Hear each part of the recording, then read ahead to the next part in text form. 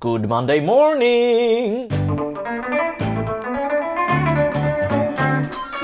In the last episode of this series, you can find the full playlist here or in the episode description, we talked about what continuous integration is and why developers do it. That episode was theoretical. Today we're going practical. We're going to set up continuous integration on a web app. I am MPJ and you are watching Fun Function.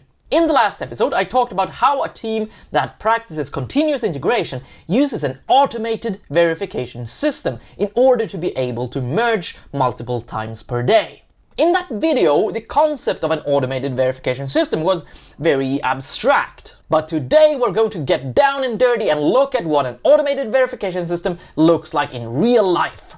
There are many different tools that you can use to set up an automated verification system.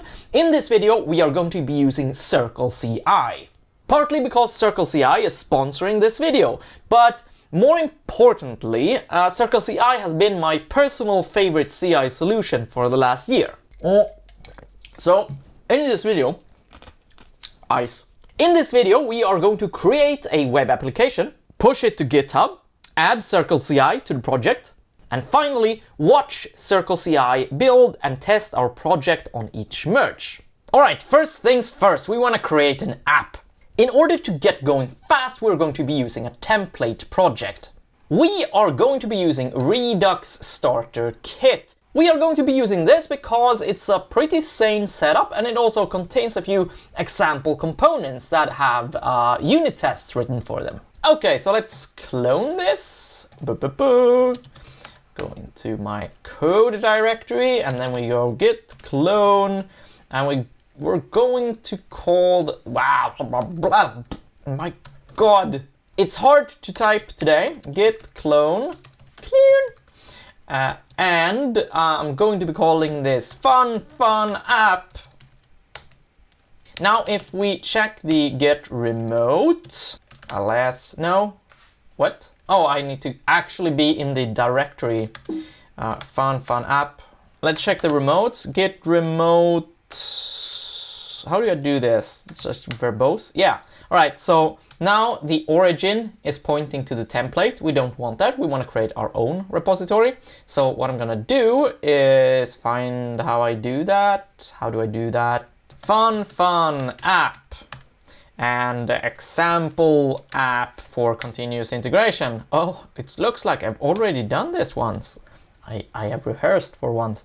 And then, we don't want any readme or stuffs because that's already in the template. I'm going to leave this public so that you can check it out on my GitHub. We're going to leave a link in the episode description. And then we're going to click create repository. And then we're going to be copying this URL. Is this an URL? Even though it's SSH, I'm gonna call it an URL. And then we are going to go git remote rm origin.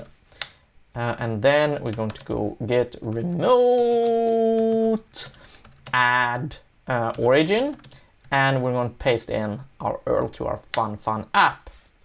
And now the origin is pointing towards our new GitHub repository. So we are going to clear the console and then we're going to do git push origin master. Oh my god! Why are you taking so long? Okay, refresh. Cool, we now have an app-ish. Let's see if we can run the test in this app. Cross-end command not found, test failed, see above. Okay, we need to actually install the dependencies first. So let's do an npm install. It's massively exciting to watch an npm install process. Isn't this entertaining video material? Done! Clear. Now we should be able to run npm test. Starting. Poof! finished in 1.7 seconds. That's a lie. 46 tests completed, and this is the basis of the automated verification system that we talked about in the last episode. In that episode, we talked about how monster merges can waste a lot of time, and how we can save that time by instead doing multiple merges per day. But in order to be able to do multiple merges per day, we need an automated verification system. And that is what we just saw an example of. It's going to be something like running npm test, and it builds your code, maybe it runs a linter on it, and it runs some unit tests. That is a basic automated verification system. We are making such good progress. It is time for a coffee break!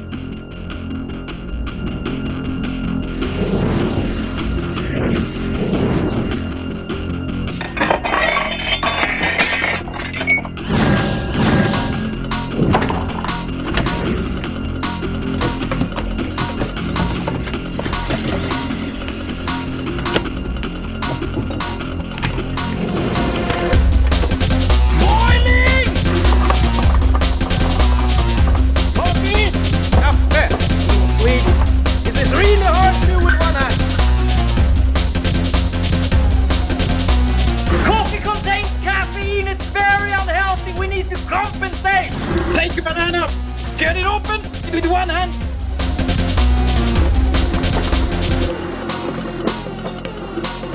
Vitamin C is very good. Water is done.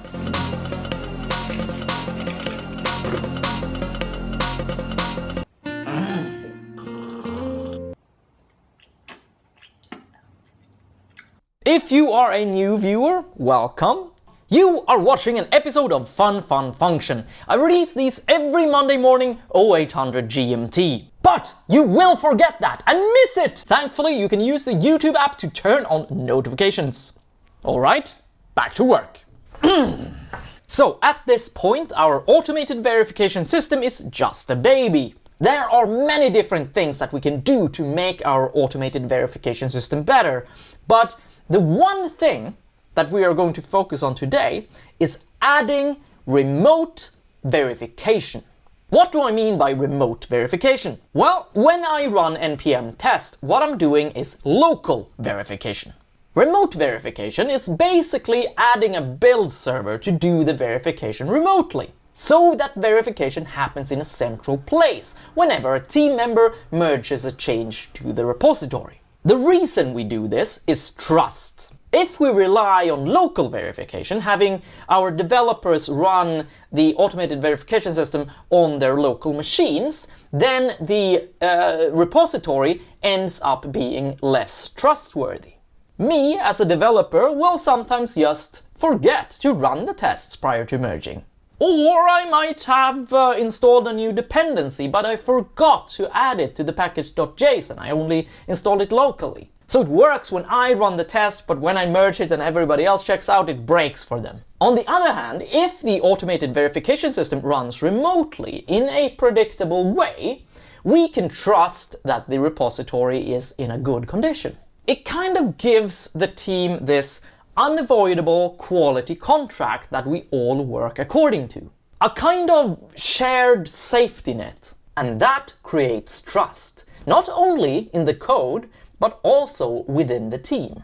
We are going to be using CircleCI today, which you can think of as remote verification as a service. When I set up my first automated verification system many years ago, the common way to do it was to use the open source tool Jenkins. I don't want to put Jenkins down too much, because it has served me well and it's free and open source, but in my experience, configuring and hosting Jenkins is very, very fiddly. At least when you compare it side by side to software as a service offerings, especially companies like CircleCI that has continuous integration as their main business. They basically have to provide a very good product or they won't survive. Nowadays, I personally always use hosted CI because I've found that it saves me a lot of hassle with hosting and configuration. So let's get CircleCI running this project. First order of business is to tell CircleCI how to build the project. And we do this by creating a new folder, and we're going to call that folder .circleci. Not there. Delete, delete, delete. I suck. No. Okay, here, again, we're going to create a new folder .circleci, and we're going to, inside of that folder, create a config.yml. So config.yml looks like this. The first thing that we are going to do is that we specify which version of CircleCI that we want to use. And we're going to use version 2.0, that is the fancy pants new version that made it out of beta just last week. Then we are going to specify a jobs section. And in that section, we have a build section. And in that build section, we need to specify a working directory, and we're just gonna keep that to home temp. Next up, we're going to tell CircleCI that we want to build our project inside a Docker container which has Node 7 installed. So we write Docker, and then we want the image to be CircleCI, Node, and version 7. Let me pause here for a bit and let me talk about how extremely fucking happy it makes me that Docker exists. There are several new features in CircleCI 2.0, but the one that I am personally most excited about is the first-class Docker support. Because I have wanted a Docker-centric build system for years. What's nice about Docker in general is that it creates these very predictable deployment environments so that we can develop and test our code locally, and when we do deploy it, it will live in an identical virtual environment on the production server. When you use Docker, you're a lot less likely to run into the problem when things work locally but then break when they reach production. And the reason why you run into that problem a lot less is because the two environments are pretty much the same. Docker makes a lot of sense when deploying things to production, but it also makes a lot of sense in the context of continuous integration. Prior to Docker, you had these configuration scripts that set up the CI environments. I have run into so many situations where my builds were randomly failing because one of the build agents that randomly were assigned my build had some fucking dependency missing, or it was some kind of alteration in the operating system that made things go worse. Like the build agents were not identical and predictable. With Docker, we can fix that. It's amazing. It's very common to use Docker when you do CI, but CircleCI 1.0 and other build systems kind of welded Docker onto the build system. CircleCI 2.0 makes it the very center of the build system. It's completely Docker-centric, and that just makes me happy. Docker is amazing. Anyway, let's continue with the actual subject of the video, setting up an automated remote verification system. We now need to define a series of build steps. First, we need a checkout. Checkout is just shorthand for cloning the Git repo. CircleCI is aware of the existence of our GitHub repo and has access to that, so we don't need to specify any URL here or credentials or anything like that. CircleCI takes care of that. We then tell CircleCI to run npm install and then run npm test. And that is all we need to do. Let's commit that and push it. So git commit, no, git add. CircleCI.config.yml git commit message added CircleCI config. I need typing lessons. There. And then we get push origin master. Next step is to sign up for CircleCI. Go to circleci.com/funci. That link is also in the episode description. This link doesn't give me any more money or anything, it just tells CircleCI that you came from Fun Function. I mentioned this in the last episode, but one really nice thing about CircleCI is that they have a decent free tier, even if your project is private. So it's not a trial, it's permanently free. If you have a small project, the resources on the free plan will be perfectly adequate for you. You only need to start paying if you start building a team, and even then they have some pretty nice trial options to figure out what stuff you need. If your project isn't private, if it's open source, then CircleCI offers some really nice, completely free plans. Anyway, when you go to this link, you will end up on this page. There's some text here, but text reading, that's for Java programmers. You click this button, green. Then you're on this page, you click here, start with GitHub. Now, you are going to be prompted with some GitHub permission questions. I, however, have already authorized with GitHub, so I will just end up inside of the CircleCI dashboard. Now, to get CircleCI to run our fun app, we go to projects here. And then we click add project, and adding project, and then we search for fun app.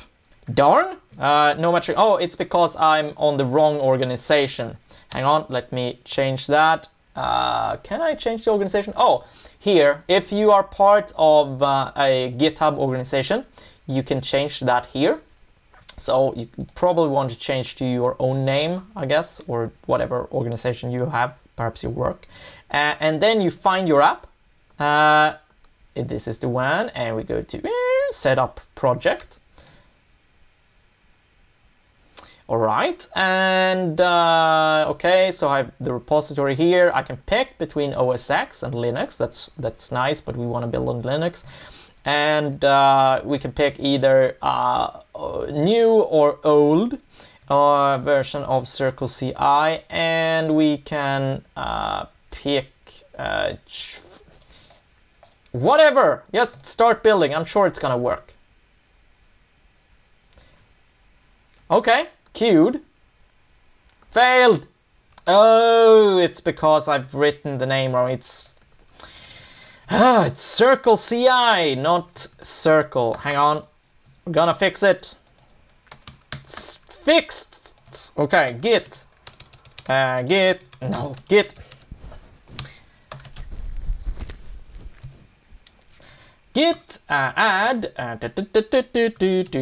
CircleCI config.yaml git commit I am dumb in the head. I also cannot spell. Okay, git push origin master.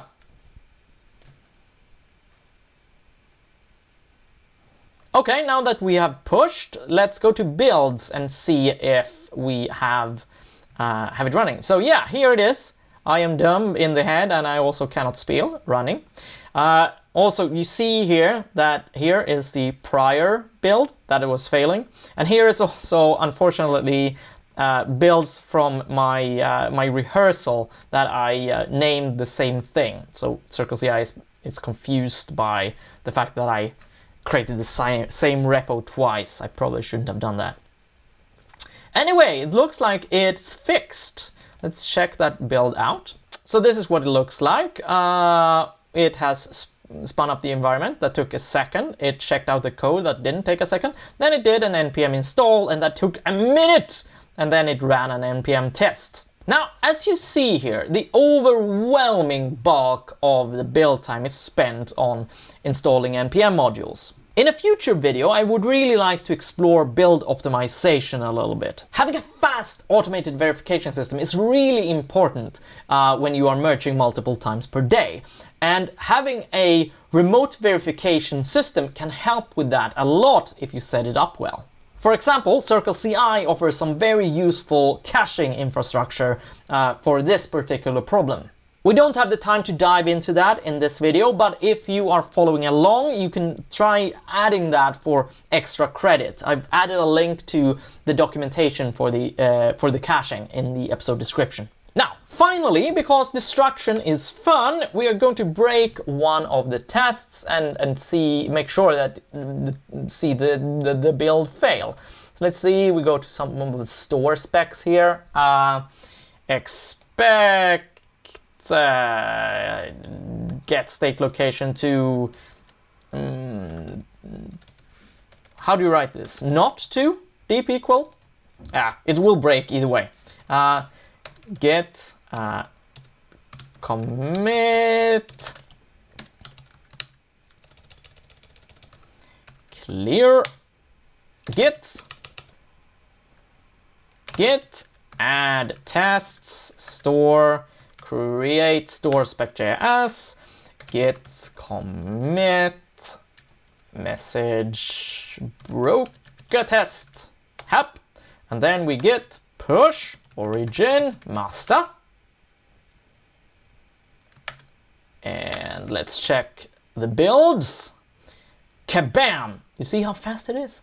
So here it is, broke a test, and let's go into it and see. We can see you can actually see the npm install logs here, but the npm build output is too large to display in the browser. Yeah, that's npm installed for you. We are waiting for the thing. We are waiting. Okay, then. And it runs npm test. It starts.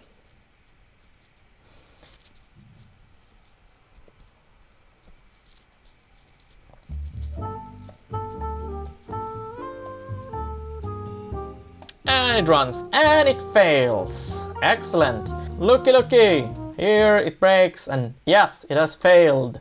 Let's fix it again. To deep equal. Git add tests, and then I fixed the test, and then git push origin master. And let's have a look at the builds. Wait, oh, it appeared here. That's strange. Why does it order it like that? Huh.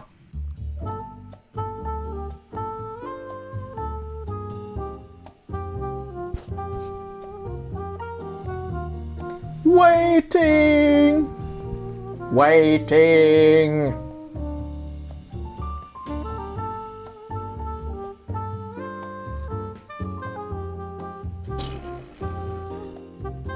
Oh, it's fixed. It's green. This is the best thing with tests. You make things go red, and then it makes you sad, and then you make things go green, and then makes you happy again. And that is mission accomplished. We now have the basic plumbing in place for our remote automated verification system. And this allows our team to merge multiple times per day while still feeling safe and able to trust the state of the repository. So if you want to explore continuous integration a bit more, you can go to circleci.com/funci and try this out on one of your own projects. You have just watched an episode of Fun Function! If you don't want to wait until next Monday morning and you want to continue watching right now, machine learning algorithms dictate that this episode is healthy for you. I am MPJ. Until next Monday morning, stay curious.